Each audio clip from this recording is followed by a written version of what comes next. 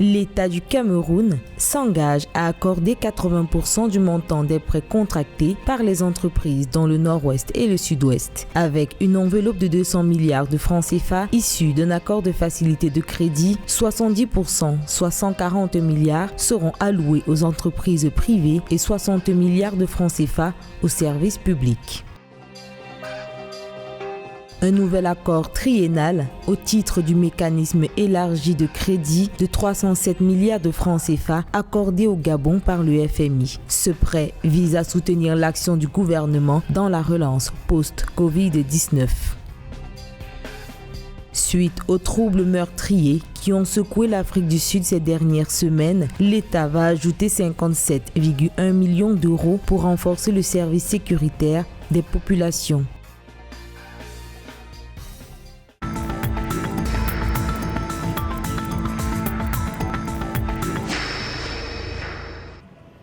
Conscient de l'impact de la situation sécuritaire sur l'économie en zone anglophone, l'État du Cameroun s'engage à accorder 80% du montant des prêts contractés par les entreprises opérant dans les régions du Nord-Ouest et du Sud-Ouest. Cette démarche fait suite à la signature ce 22 juillet à Yaoundé d'une convention de garantie entre l'État et les établissements de crédit. Vous voyez très bien que l'État s'engage là comme un facilitateur en matière de gestion de crédit. Mais il ne faut pas l'oublier, 80% de 200 milliards de francs CFA, c'est presque 160 milliards de francs CFA que l'État prend sur lui l'engagement de payer à terme, parce que l'État se constitue comme le gestionnaire de la dette de ces entreprises. Avec une enveloppe globale de 200 milliards de francs CFA, l'État entend allouer 70%, soit 140 milliards aux entreprises privées et 60 milliards de francs CFA aux services publics. Selon les autorités locales, la priorité sera donnée à des domaines stratégiques, notamment l'énergie, l'agro-industrie, le numérique, les filières forêt-bois.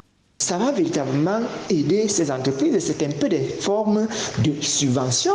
Ça va permettre à ces entreprises de se relancer, peut-être pour résoudre la problématique du crédit TVA. Ça va permettre à ces entreprises de maîtriser les coûts de production auxquels ils sont soumis pour produire. Aujourd'hui, un cinquième de la population totale vit au ralenti à cause du conflit frappant la zone anglophone. Ainsi, à travers cet accord, l'État camerounais espère relever l'activité économique frappée de plein fouet par la crise anglophone, le terrorisme et maintenant la Covid-19.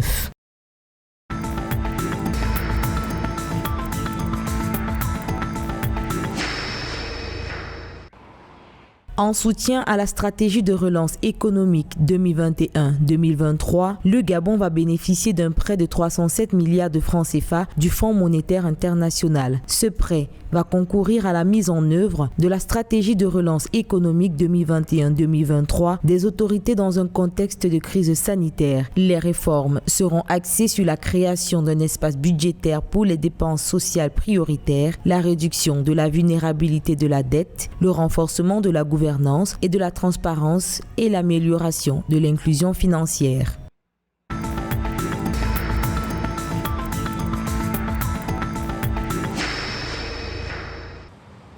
En Afrique du Sud, pour faire face à la recrudescence des violences, le Trésor va allouer des fonds supplémentaires de 57,1 millions d'euros dans le domaine sécuritaire. Ces fonds repartis comme suit: 14,3 millions d'euros pour la police et 42,9 millions d'euros pour l'armée. En rappel, ces violences sont à l'origine d'au moins 330 morts et de nombreux dégâts et pillages évalués à 2,8 milliards d'euros.